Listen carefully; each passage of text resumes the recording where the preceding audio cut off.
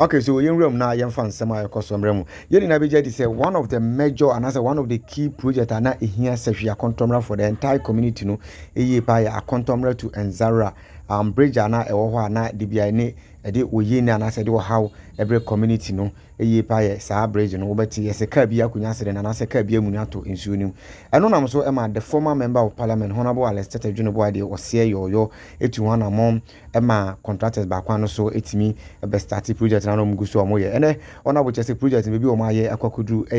former member of parliament Edina ni chire mu akontomra Nzara bridge no so ekoye inspection say the boat aya wo say we dey koye inspection say okohwe ahwe say project no mguso ya na say omo astop na nyame ncha de ene wodi na ni chire mu wo bridge no so na say okohwe project no na contractors eguso a mguso omoye adwuma eno ne